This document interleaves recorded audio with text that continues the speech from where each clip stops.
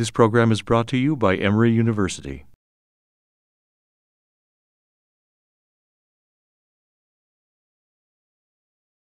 For some of you, this is probably the first time you've seen anything like this in terms of footage from Africa in the 1960s, especially around this kind of event.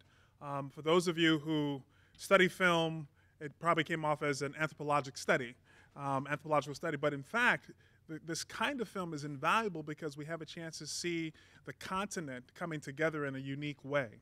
But also, at the end, you saw performances of Archie Shepp, Hakeem Madhubuti was there, Ted Jones was there doing the spoken word piece. Backstage, you had Nina Simone. So there are a number of people who you probably recognize that were there.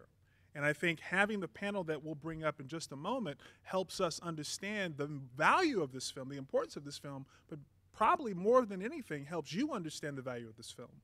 Because I think it can be lost in terms of the length of the film to begin with, the fact that there are no words, and if there are words, you can't understand them because they're in these native or traditional languages, but it's such a exuberant kind of performance throughout, right? All the different musicians and performers. So without further ado, I'm going to bring our panelists up. I'm going to ask them to come on up, and I will read their biographies as they approach. So everyone, please just come on up.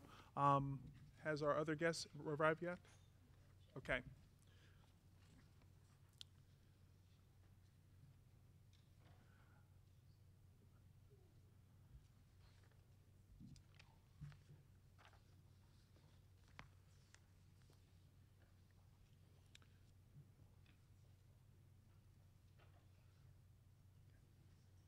You can sit there, yes. Kathleen will sit right next to you. Michael, can you sit on the end? You sit there, Oliver, yes. Ed's in the middle, and then Kathleen will be in the center. So from directly on your left, I'll begin with Oliver. A native of LaGrange, Georgia, Dr. Oliver Green Jr. is an associate professor of music at Georgia State University, where he teaches. Ed, right there is fine. Where he teaches courses on traditional world music, the popular music in the U.S., and the carnival traditions of Trinidad and Brazil. Dr. Green holds a PhD in musicology and emphasis on ethnomusicology from Florida State University. He is a past recipient of a Rockefeller Fellowship at the CBMR in Chicago in 2000 and has published articles in the Black Music Research Journal, Continuum Encyclopedia of Popular Music, Garland Encyclopedia of World Music, and the Concise Garland Encyclopedia of World Music. He produced the website Garifuna Music and Ritual Art for Medellín Caribe, La Minca in Guadalupe, French West Indies, and authored chapters in Garifuna, a Nation Across Borders, and Sun, Sea, and Sound, Music and Tourism. Dr. Green. In the center, we have Ed Spriggs, who is a graduate of San Francisco State College, now San Francisco University, in studio and art history. And has a long association with the Black Arts Movement of the 1960s and 70s as an artist, writer, publisher, and filmmaker in both San Francisco and New York City, where he directed the Studio Museum in Harlem from 1969 to 1975. In 1980, he moved to Atlanta and initiated the Atlanta African Film Society and the Hort Fuller Film Festival while working for the Southern Arts Federation and Fulton County Arts Council. He is founding director emeritus of Hammond's House Galleries, which he established in 1988. A knowledgeable art historian, Spriggs is an invaluable resource for students, researchers, and collectors of Black art.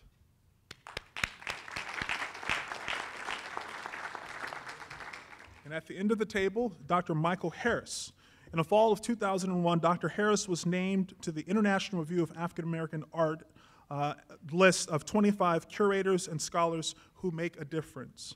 The list included David Driscoll, James Porter, Samilla Lewis, Richard Powell, and Jeff Donaldson, among others. He received the James Porter Award from Howard University in 2016 and the Elaine Locke Award from the Detroit Institute for the Arts in 2017. An associate professor of art history at Emory University, as well as a practicing artist, Harris is known internationally as a member of the noted artist collective Afrocobra. He has exhibited across the United States, Europe, and in Martinique and in Haiti in the Caribbean. In 2004, his book, Colored Pictures, Race and Visual Representation, won the Outstanding Contribution to Publishing citation from the Black Caucus of American Library Association. Dr. Harris has served on the editorial boards of African Arts Magazine and the International Review of African American Art.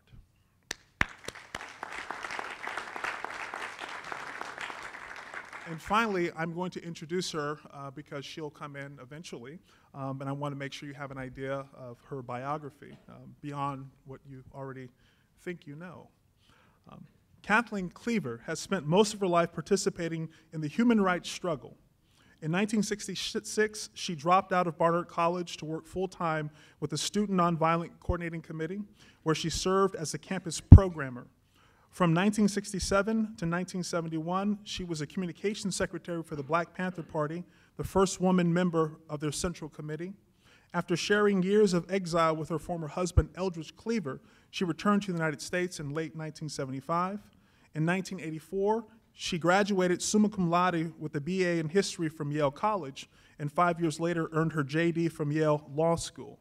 In 1992, after working as an associate at the New York law firm of Kravitz, Swain, and Moore, Cleaver joined the faculty of Emory University Law School. From 1999 to 2003, she served as the co-founder and producer of the International Black Panther Film Festival based in Harlem. In 2009, she was a delegate to the second Pan-African Cultural Film Festival held in Algiers. Thank you to our panelists. And I think the mics are hot. George, the mics are hot? Okay. I'm going to begin with a general question for everyone. And the first question is, what did you think about the film? What's your first reaction to the film? And it's an open question.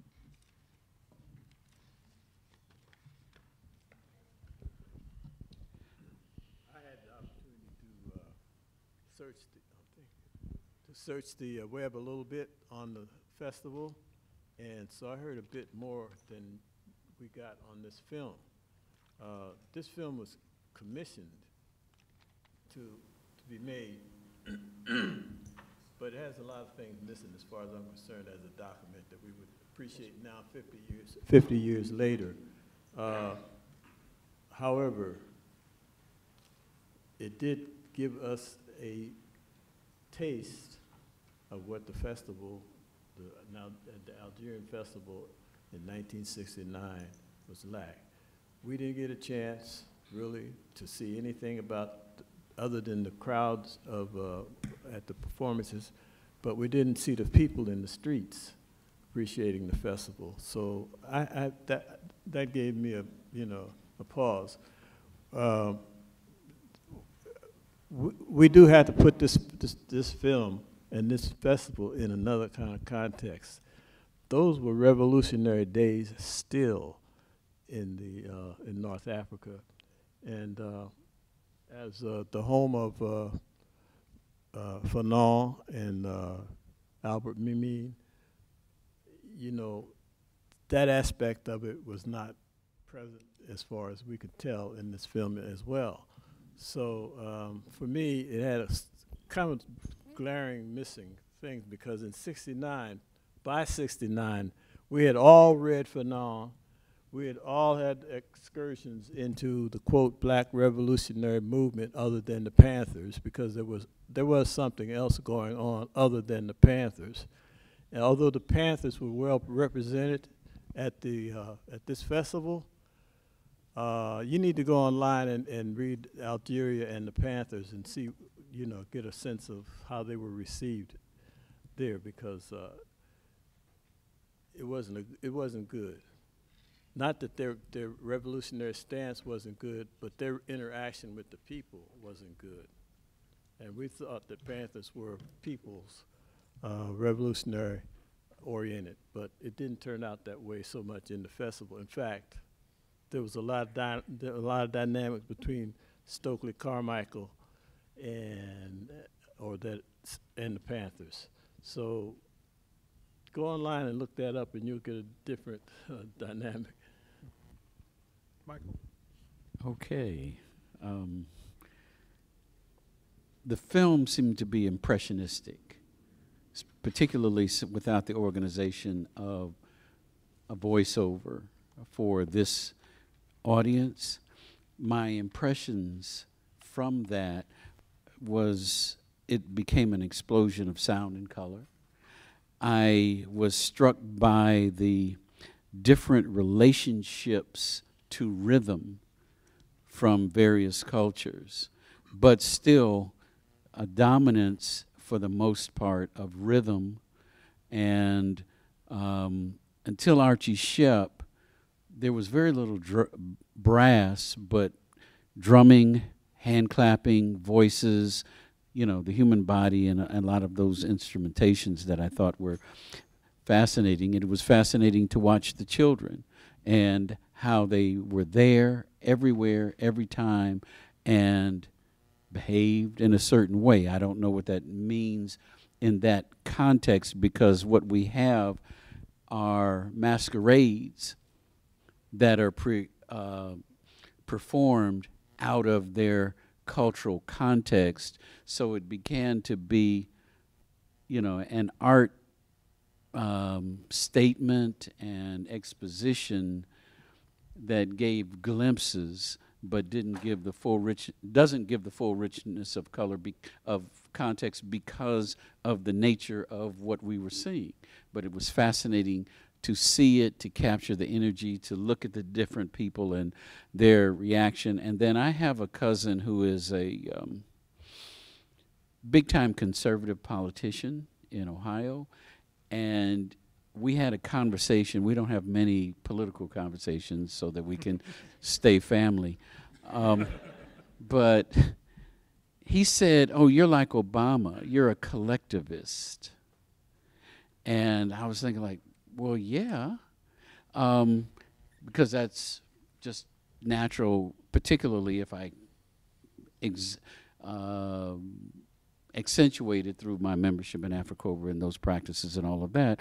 But I noticed that we looked at a lot of artistic ensembles in these practices, and what we missed by not hearing or understanding the languages was the significance of language in these expressive cultures.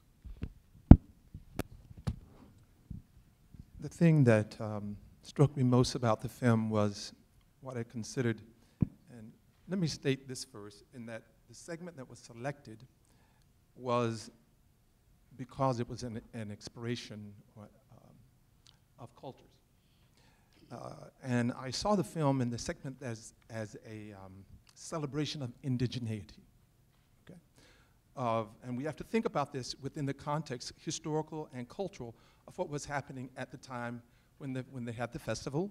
This is 7 years after after Algeria became the Republic of Algeria, after independence, and from France. And during this period in time, so I was doing a little bit of reading from 1956 with the independence of Ghana to 1962 with Algeria. There were approximately, I think, 11 countries or so during that period of time that established their independence from colonial rule.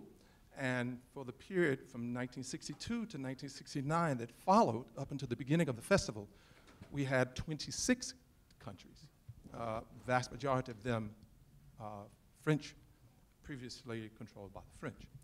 So this whole idea of the film and the emphasis on Pan-Africanism that exists from the roots of the festival and that continued on and celebrated here through the Black Arts Festival, we have this celebration of who we are and who they were at the time of the film, of their indigenous culture, and to celebrate that within the context of colonialism and imperialism. And I think those are the things that came across to me as the most evident and the strongest statements that were made in the celebration of who we are in the context of what had been happening for the years preceding and during that period of time when these types of things were suppressed or repressed. So this become important for that sense. Those are the things that struck me most about the film. I'd like to ask the question, and you two and you, Pelham, might be able to help with this. What is the relationship of this festival to the '64 Dakar Festival and Festac in '77? Well, Dakar '66 was built around the idea of negritude, but it was promoted, and as far as Senegal was where it was held in Dakar was concerned, it was really upheld by the French, and so the difference here is that this was also, you know, probably supported in some way by the elements of the French government as well. So those of you who don't know, 1966 there was a World Arts Festival in Dakar in Senegal, and so the discussion is what is the relation between the '66 World Arts Festival and this '69 Algerian Pan-African Festival? So that's the question right now. And then going on to Festac in '77, but I would even say to the National Black Arts Festival starting 30 years ago as well. So we're in this, you know. So that Dakar Festival was billed as the first World Festival of African Art, and first African art, and then they had to change to African art and culture to allow other than the black Africans in. So there was debates about that. But the second one, Festac, occurred in Lagos, Nigeria, at a point where the oil money that Nigeria had, you know, got out of OPEC was now being spent to support a festival that did not really have the blessings of the people, really. Fela did not support it. In fact, he had what could have been called an alternative festival at his shrine, which was a wonderful thing. I happen to have been there throughout the whole Festac thing. So there was that difference. It was military support. Military government was running Nigeria at that time, so that's the other thing. That festival, as far as black Americans go, the first festival in Dakar was supported by the State Department. Yep. And they made I wouldn't say they made a mistake, but the problem was, as far as black Americans went, they had selected a group called AMSAC, the American Society of African Art, or African Culture rather, which was, we later learned, was full of CIA operatives, to say the least. But it also had been fully endorsed because they had chosen a Euro-American woman, Helen Brown, to be the president of it. The vice president was the president who was black of AMSAC, American Society of Culture. So there was no ordinary African American participation from the standpoint of the artists and the colloquium or colloquia, and there was little, if any, promotion for the festival in the States. I know because I came from San Francisco to New York at the time, just before the festival, and sought and was asked by my friends in San Francisco Bay Area to get information. I tried to get information. I went and knocked on Hill Woodruff's door several times because he was head of the visual arts section, and that's what I was relating to. I left notes, blah, blah, blah, never got answers. Well, AMSAC, which he was a part of, was the chosen folk as far as representation for America, black Americans in anything international by the State Department, or should I say by the CIA. So there was little or no participation, but people did go. We had artists who went and participated. A lot of artists who could afford to do it went, but not on the level that went to Festac, and only a few ever made it to the Cairo, the Algiers festival. And so part of this is understanding, 66, 69, 77, 75.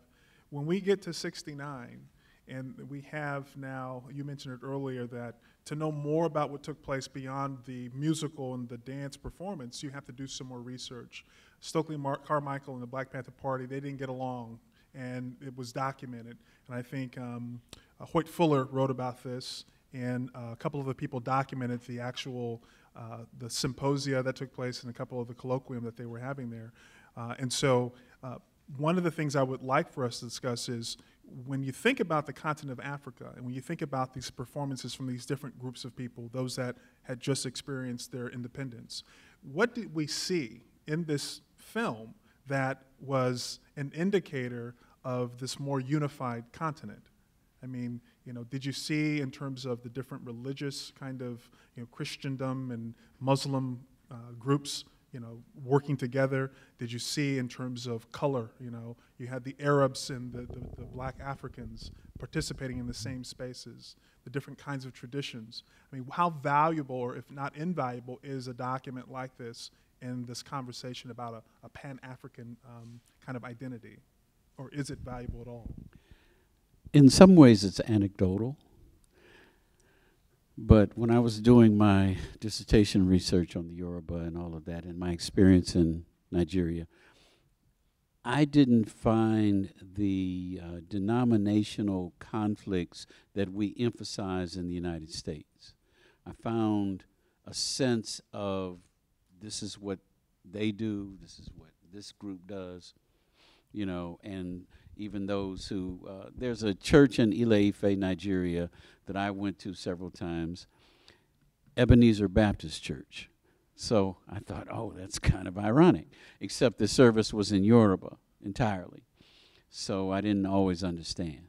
But I just found that there was a tolerance, and then as you find in Bahia, people often go to whatever Christian practice they go to, and then they have shrines at home.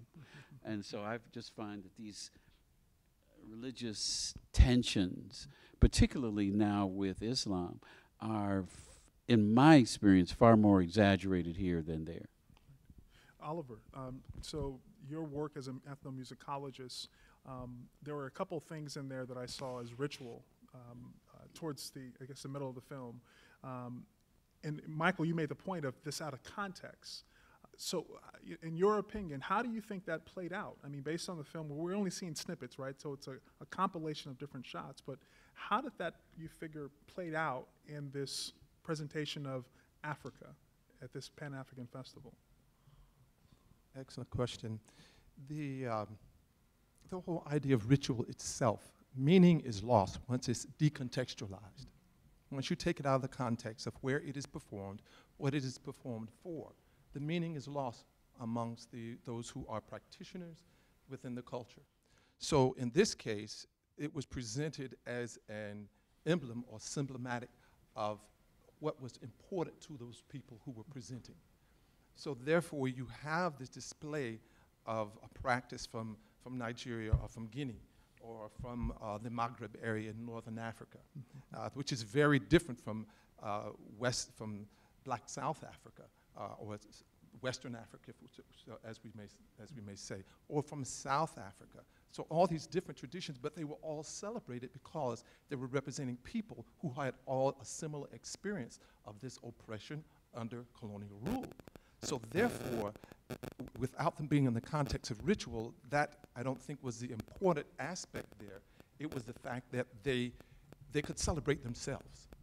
That's the important thing. They could celebrate themselves without having the cloak of judgment of value placed on by an outside entity.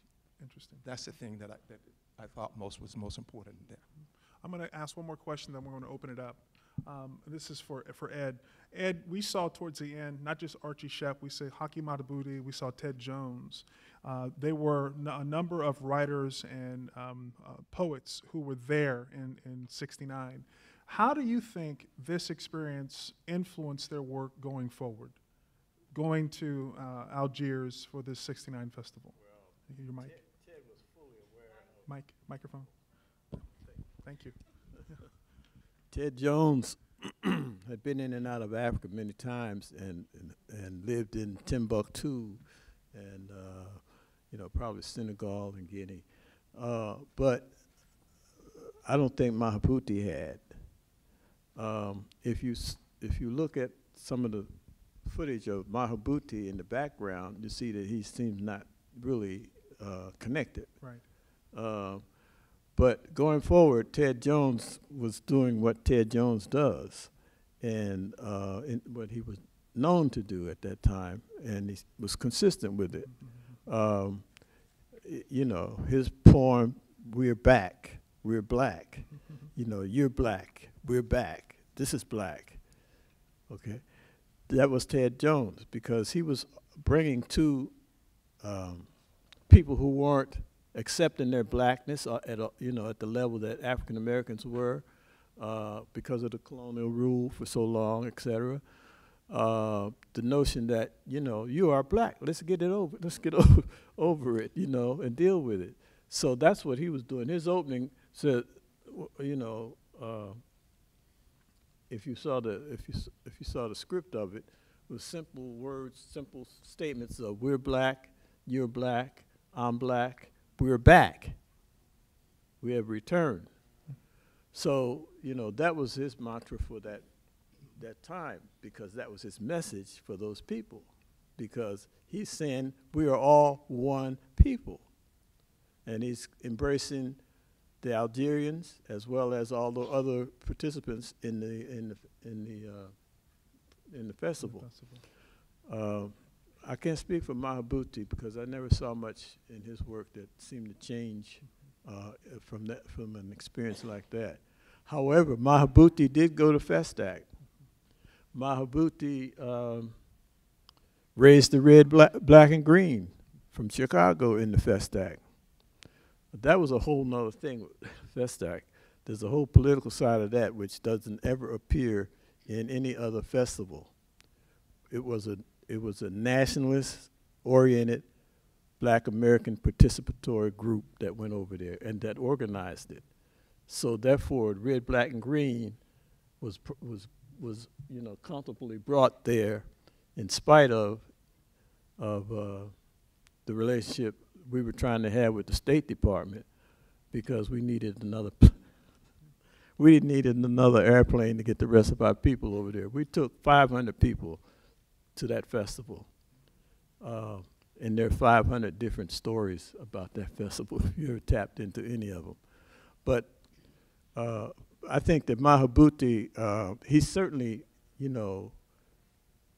was one of the people who were chanting at every occasion, "We're an African people." His group, his positive, I can't think of the name of it right now. His organization in Chicago, was certainly a promoter of Pan-African thought and Pan-African relationships.